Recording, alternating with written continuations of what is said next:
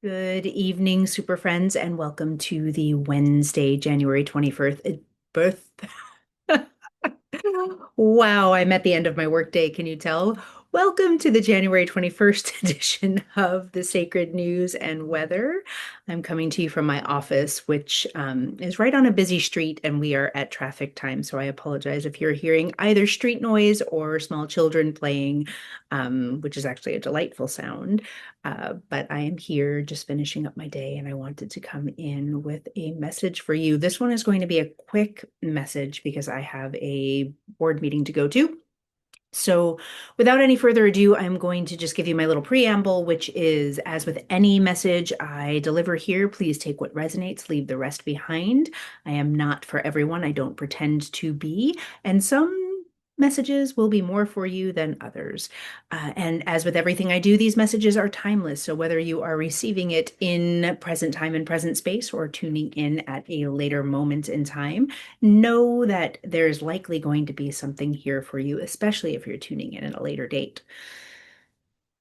So, one of my dear ones, who is Canadian, she sent me a video of the Davos speech by Mark Carney yesterday, and one particular line has been on repeat in not just my mind, but in my body because it feels so potent and so resonant to where we are in the world right now.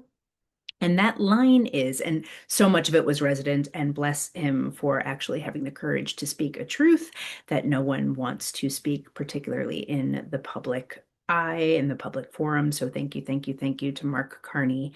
And thank you to Jane for sending me the video. It has fortunately appeared all through my social media feed, but if you have not had a chance to see it, I highly recommend you taking the time to watch it. The quote that has been with me is, "The power of the less powerful begins with honesty." I'm going to say it again. The power of the less powerful begins with honesty. Now, from a personal perspective, what comes forward is very much the way I was raised, which is you do not air your dirty laundry, you keep your secrets to yourself. What is for our family is not for the rest of the world. What is for you is not for public consumption. And I am going to dare to share with you something very different, a very different perspective.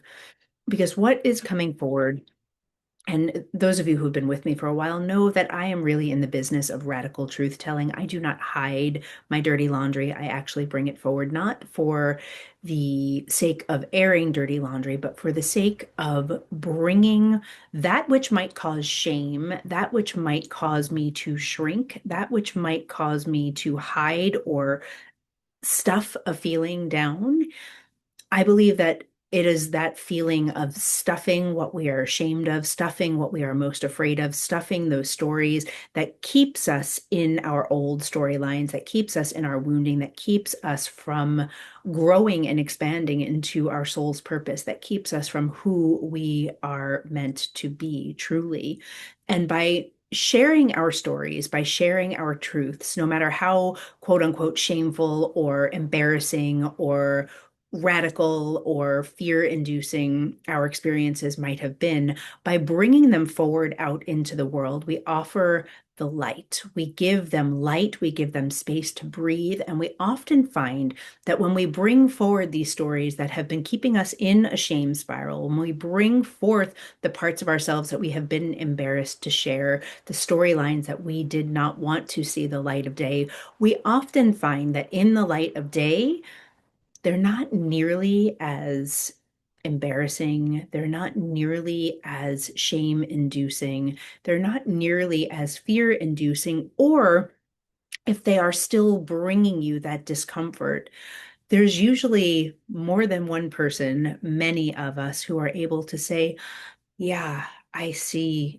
you. I see how that affected you, and I'm deeply sorry. And I am bringing love to you right now by bringing out what we've been keeping secret, by bringing forward what we have been burying. We give the light of day, and it's in that light of day that we are able to set ourselves free. And I feel like so much of what Prime Minister Carney was sharing was that very thing. Let's presence this. Let's presence that those in power, and not true power, mind you. True power here, the way I define true power is the power of unconditional love, the power of being to hold everyone and every being, including the corrupt people in our governments, in enough love that healing can occur. And of course, not everybody can do that. And if you are not able to do that, that is okay. There's no shame or blame there either.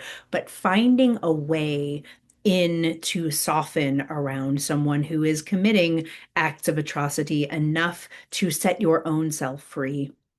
Anyway, I'm digressing. What Prime Minister Carney was bringing forward was the idea that those in false power, those who hold dominion over others because of resources, there's a shift, and those who are in the middle, those who have not been in their highest version of themselves, those who have not been in full power, but in the middle of the road, which is where many, if not most of you are, in the middle of the road in terms of your abundance, in terms of how much power you view yourself to have. What needs to come forward is we need to start speaking of such things.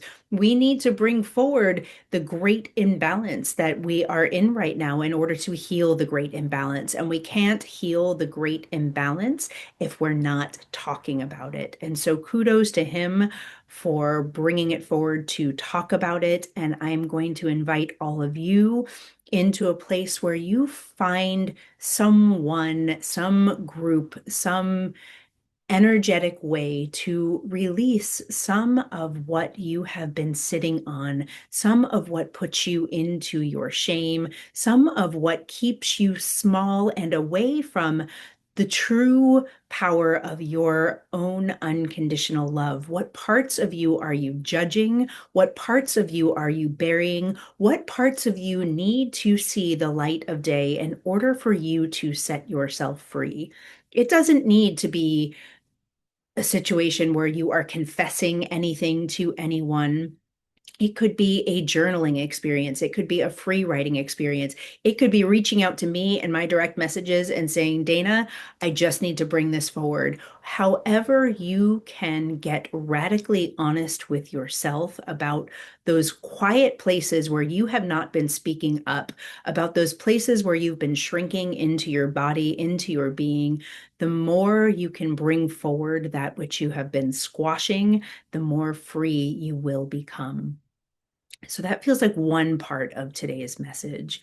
The other piece of today's message feels like, and I'm just having a moment where I'm like, am I recording? Yes, I am recording.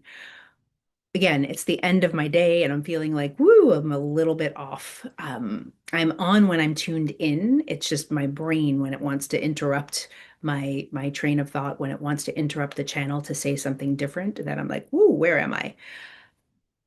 The other piece that wants to come forward, and it's very much related to becoming radically honest with yourself and radically honest out in the world about where you are in order to reclaim your power, is this feeling of needing to loosen our grip. We hold the tightest grip on those places and spaces inside of ourselves where we feel most vulnerable. So there's that shame place. There's that place of like, I can't possibly tell that story. I can't possibly look at this part of myself. Those are the places where we are at our grippiest. And what I want to invite you into is a frequency of loosening your grip, even just a little, even if you're not ready to tell your story, even if you're not ready to bring forward a deep part of you that feels like it's being held in shame, even if you are not ready for that. I just want you to see if you can open to the possibility of looking at that place inside of yourself, opening to look at what might be there, knowing that what your beingness might believe is something to be afraid of and something to be ashamed of. That storyline is probably a part of your nervous system from the time that you were a small child. And your adult self is very much likely perfectly capable of looking at that part of you and recognizing, oh, I was just a little one. I was just a little boy. I was just a little girl. I was just a little child. And that small child had every reason to be deeply afraid or deeply ashamed because that little child did not know what it was like to be able to look at that with the light of love, the light of unconditional love in your heart.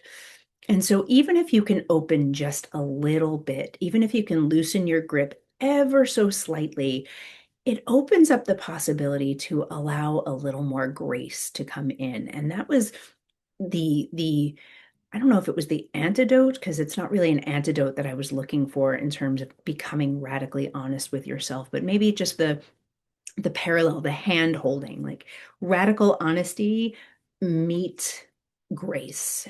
And we want to invite just ever so much light in, ever so much grace into that part of yourself, so that when that light comes in, when that grace comes in, your nervous system begins to recognize, oh, I was just a little kid, or oh, I was a really traumatized adult, or oh, this terrible thing was happening in my life. And this was the only way I knew how to be with all of these feelings that I didn't know how to be with. And just that little bit of opening, just that little bit of grace. It's like once we allow a little bit in, it creates space for so much more to enter into your system. And the more grace we allow in, the more we expand, and the more we realize that that radical truth telling, that honesty is actually the way that we are meant to go. It is the path to freedom. It's the path to freedom for the world and for the planet. And where we are now is letting in that grace, letting that light in, getting really honest and recognizing that we can no longer live this way. And on the microcosmic level with your own beingness, recognizing that you don't need to live this way any longer. And I think that is where I'm going to leave it. I'm going to invite you to please like and share and subscribe. Tell your friends about the weird things and wonderful things that I'm doing here. Come and see me again on Friday. I'll be here on Friday. Much love. Bye bye.